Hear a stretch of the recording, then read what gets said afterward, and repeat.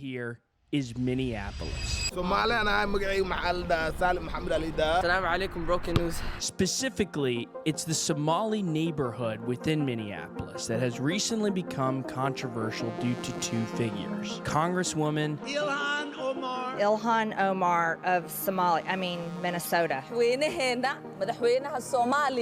Like, I'm sorry. I think it's wrong to have like little enclaves of like Somalians or whatever that don't speak the language, that all want their own laws, their own things over there. I think that's wrong. I think that they should be melting into the pot that is America, you know?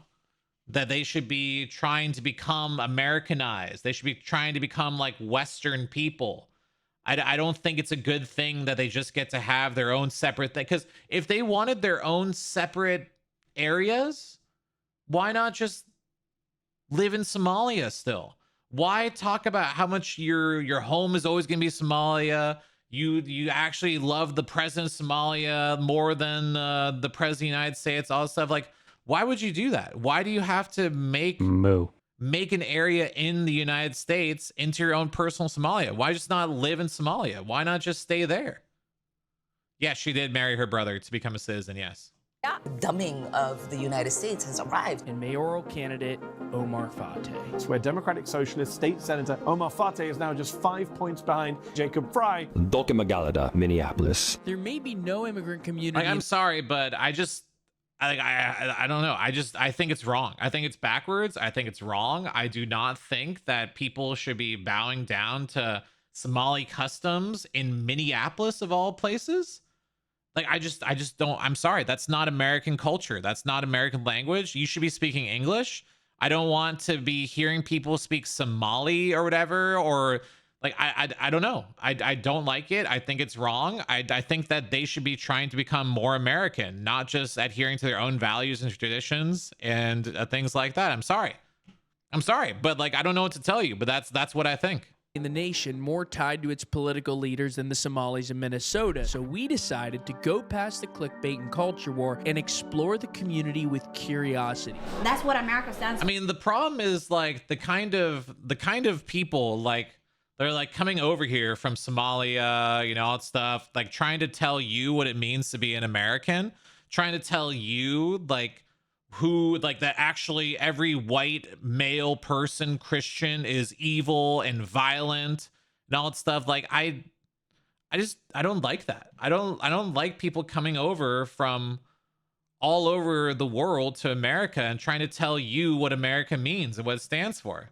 There's no debate about whether Trump's a racist, and a lot of people would agree with you on that. And in fact, there's been an explosion in the number of anti-Muslim, far-right, white nationalist groups in the US over the past couple of years. Your own state of Minnesota experienced a record number of anti-Muslim incidents in 2016.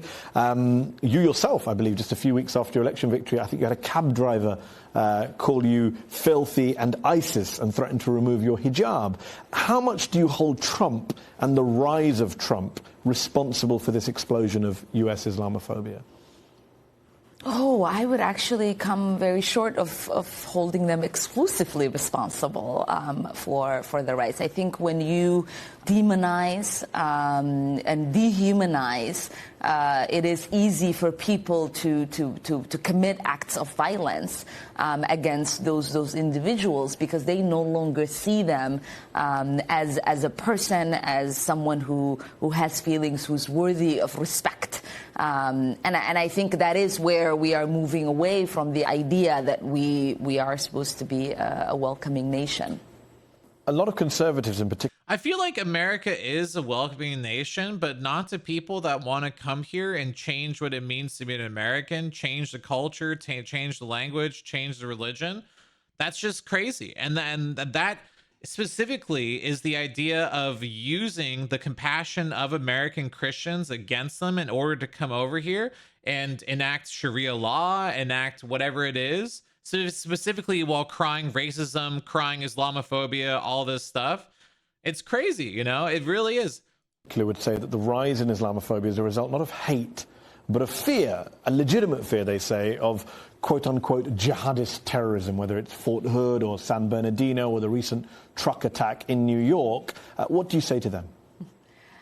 I would say our country should be more fearful of white men across. See, that's the problem, is that she talks about how, oh, they're dehumanizing me, they're dehumanizing Muslims, all that stuff. Where then at the same breath, she says, actually, it's the white people who are evil. Oh, poor me, poor Muslim phobia. Oh my God. The fact is that radical Islam is a very serious threat. Just the bottom line. And people have a right to be afraid about that. People have a right to be afraid of someone that claims to hold their allegiances still to Somalia, still to their home country, is refusing to I'm looking for the word and I keep on forgetting it. To meld in, let's say meld, refusing to meld into American culture, American language, American beliefs, and still holds their allegiance to the president of Somalia. Assimilate, thank you. Refuses to assimilate, refuses to integrate. I mean, that's the problem, is that she refuses to integrate into American society and still wants to hold her allegiances to the president of Somalia, to Somalian nation, and wants to make Minneapolis, or wherever it is that she finds home, into another Somalia. And I will say very clearly that Americans do not want the United States to become Somalia. Somalia is a shithole. That's why they left. And I'm sorry if that's offensive, but why did you leave if it wasn't a bad place to be? Our country, because they are actually causing most of the deaths within this country. That's crazy. Her saying that, oh, actually, the people that are causing the most death in this country are white men. That's crazy. Just so you're aware, that's crazy. That's radical talk. That's radical behavior. Let's listen to that again. Truck attack in New York. What do you say to them?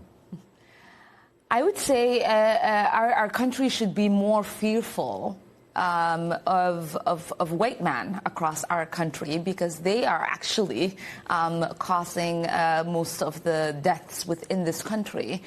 To say that is an insane comment, especially from who is a sitting congressperson.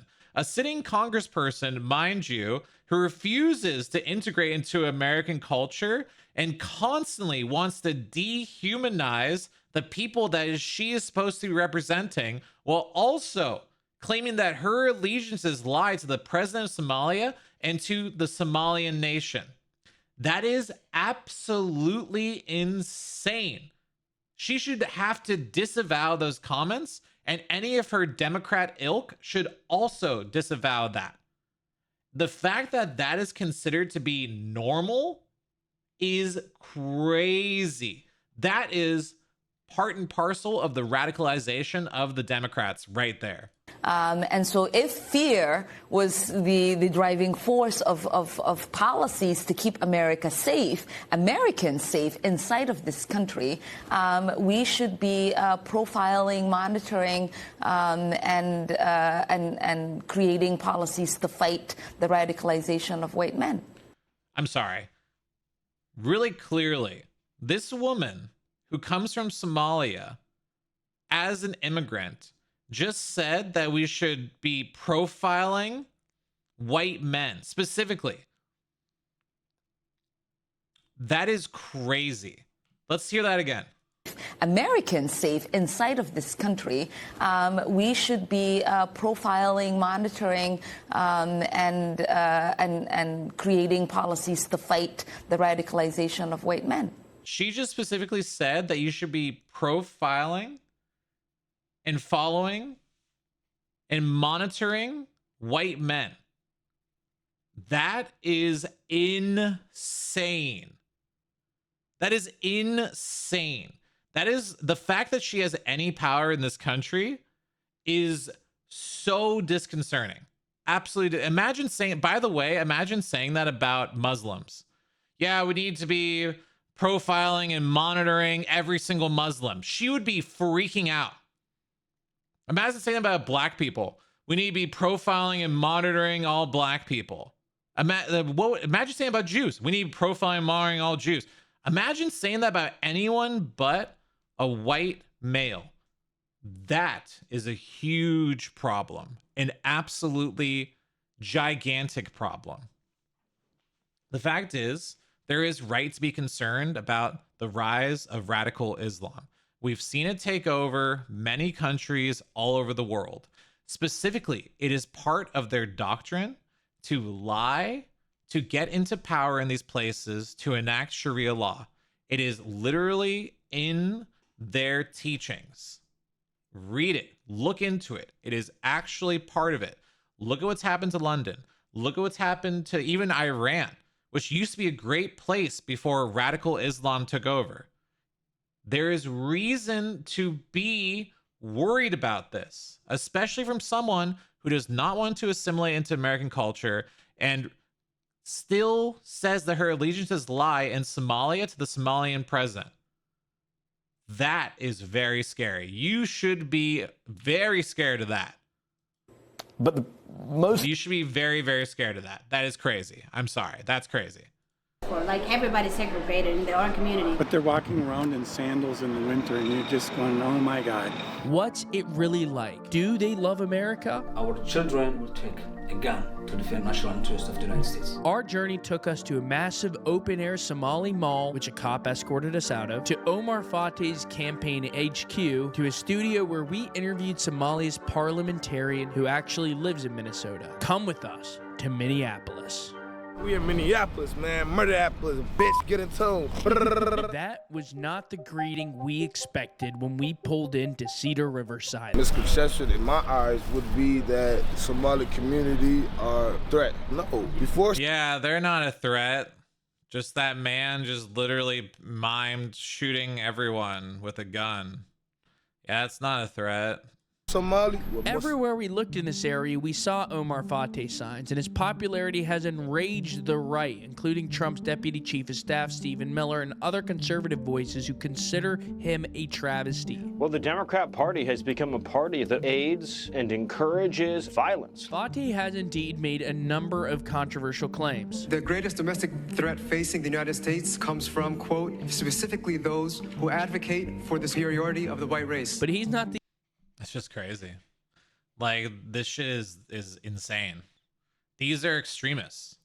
These are jihadists in sheep's clothing. These are extremists. These are people that want to use your compassion against you in order to take control and to change the country into what they want, into what they view as their version of America. They're not Americans. They never will be. That's crazy.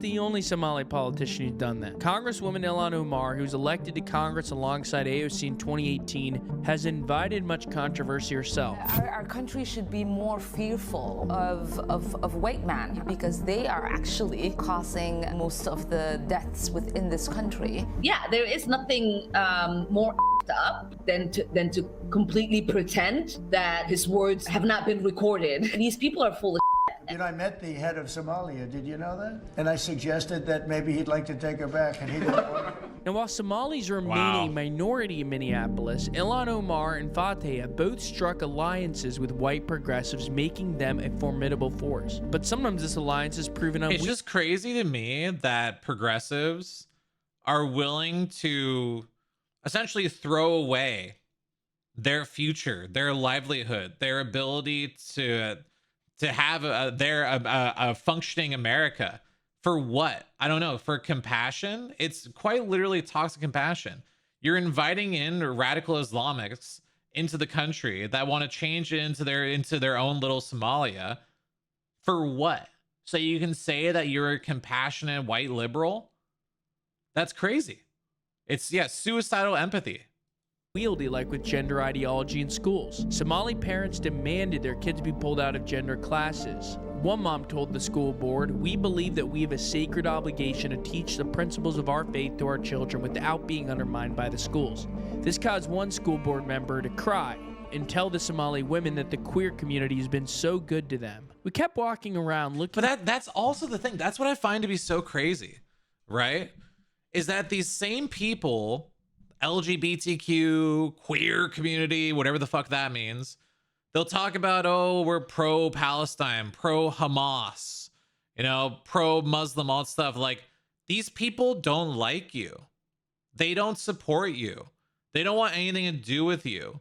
Specifically when it comes to like Hamas, if there was a gay person around there, they would throw you off a fucking building. A trans, they would literally just kill you. Like, or if throwing off a building doesn't do the same thing. But that's like literally what they believe and what they think.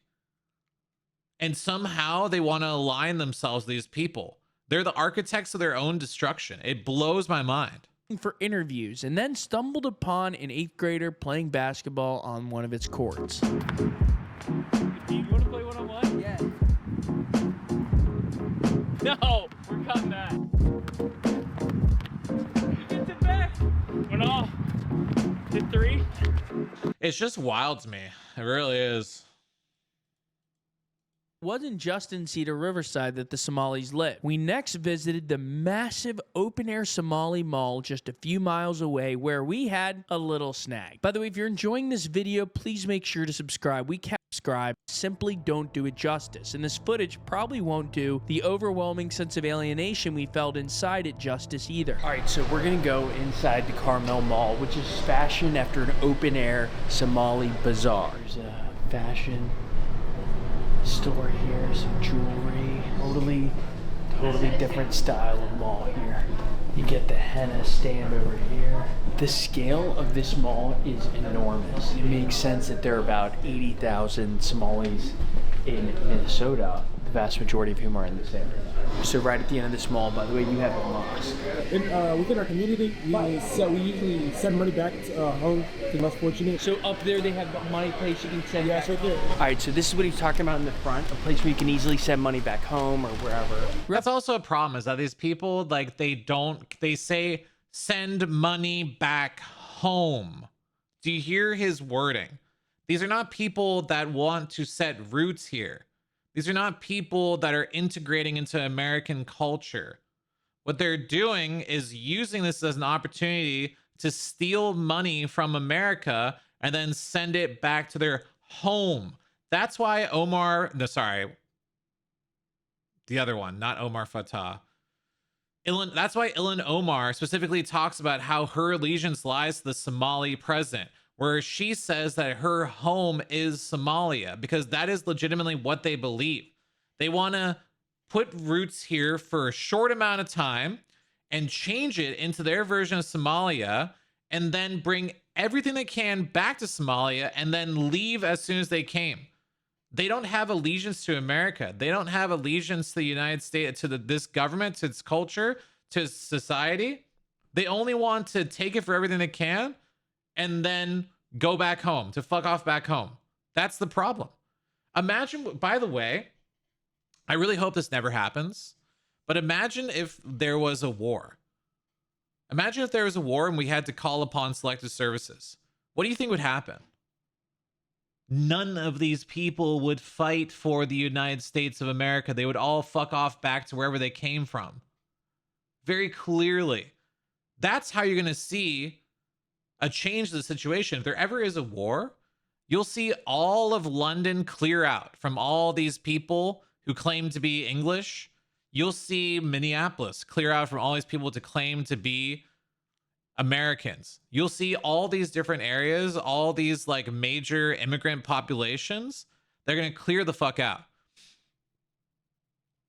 I mean, even especially when it comes to Los Angeles, you have all these people that wave Mexican flags and talk about like how they're Americans too. I guarantee that a vast majority of these people will be running back over to Mexico if there ever is a situation where they have to actually fight for the country. That's the bottom line. If these people hold allegiances, hold the care more about their home countries than they do about the country that's given them so much, like, what do you think's gonna happen? Roughly 40,000 Minnesotans were born in Somalia, so many are still in close touch with their families back home. The link between Somalia and Minnesota can't be overstated. The president of Somalia often visits, and some Somali politicians live in the Twin Cities, like the parliamentary we interviewed later. I would say in all the reporting we've done, this is one of the most difficult spots to get an interview. People are very guarded here. I don't know if it's because they assume there's a hit piece or they simply don't want to talk at all. People have been extremely guarded, and in some cases a little hostile. The halib jakal ala That's crazy. Different kinds of pizza. So behind us on the rooftop of the cafeteria, you can see the Somali flag. Some people, at least on social media, talked about how it's very similar to the new Minnesota flag, and so they wondered if there might have been some overlap there. Others say that's ridiculous, but that was a topic of conversation. A couple recent polls, somewhere around half of Minnesotans said they wanted to keep the old flag. We then interviewed a woman entrepreneur but that was Minnesota flag, and so they wondered if social media talked about how it's very similar to the new Minnesota flag, and so they wondered if there might have been some overlap there. Others say that's ridiculous, but that was a topic of conversation. A couple recent polls, somewhere around half of Minnesotans said they wanted to keep the old flag. Wait, they changed the flag of Minnesota into one that looks like the Somali flag? Are you kidding me? No, they didn't. And of course, Tampon Tim is right there, happy as a clam about it. That's crazy, dude. We then interviewed a woman entrepreneur from Somalia who had some fascinating insights. I moved from Sweden 5 years ago. What brought me? I came here because there was already Somali community established. So I said, okay, let me go there so that I can... Why don't you just fucking go home? Why don't you just go to Somalia? What is wrong with you? My business. Somali community are like huge supporters for each other. The white Americans around, are they friendly? Are they not? I know none of them. I know none of them. Yeah, because you're not integrating. That's a huge problem. I don't think they should be here. Like, I'm sorry, but I feel like you should be forced to integrate into society instead of forming your own little enclaves. Like, that's not right. Coming to America for the first time, I was carrying a Swedish passport, and I was black and hijabi, you know? And the officers in the immigration, they were like, they probably were expecting a Viking. That's what America stands for. Like, everybody's segregated in their own community. White people are with white people. Somali people are with Somali people. That's literally not true. And she just said that she's never spoken to a white person, doesn't understand American culture, and yet she's bad talking it, saying how, oh, everyone's segregated, they're all racist. Like, she's a fucking idiot. That's what America is. You have no idea what America is. You can never say what America is because you're non-American. You're not trying to integrate. You're not trying to understand American culture. You'll never be an American. You come here, you start your own community, and you stay with your community. So that's what America is. You come in here, you start your own community, you stay with your own community. That's fucking insane. People normally in America are not very fond of strangers. I think they just don't want to speak with somebody that don't share. People in America are not very fond of strangers. Yet this is a country that has literally welcomed you in and then given you everything, and you still just hate it and want to be with your own people from back home. Just go back home. Maybe the same beliefs is helping each and every Somali person. We have over 600 businesses, and 95% of those businesses are women businesses. But what I can tell you, Somali women are those who build the entire Somalia. Is there Somali women are those who built the entire Somalia? You mean that shithole that you fucking ran from, and now you're trying to build that same Somalia over here, which it's probably gonna get destroyed and be another shithole, just like you came from back home? Is there a conflict between Ilhan Omar's progressive views and conservative Muslim teaching? When it comes to us, basically my view, no. But then I don't know how somebody else can view her. I just applaud her. We love her. Like, as Black, African, Somali, Muslim, women, I look up to her, definitely. Yeah. She is what every Black, Muslim, hijabi woman want to be. What do you do here in this business? Okay, whatever. You get the idea. Good shit, man. All right, let's move on along. All right, let's continue on going on. Very good. Absolutely disgusting. Just revolting. You know, these people are fucking sick in the head. I really do honestly believe that these people are sick in the head, and probably they know exactly what they're doing. is the thing, you know, when it comes to, they want to change America into their own version of Somalia, into a Muslim nation. They want to create that. And like, I think if they won't say it directly because they know that they need to lie to white people or American people or Western people, but they want to create a radical Islamic country in America. That is the bottom line. And it is part of their culture to lie and to say whatever it is that will get them to be able to get their claws into power, into governance. That is true. That is absolutely true. And yeah, they're about to take over New York City. Exactly. It's fucking crazy. It really is. And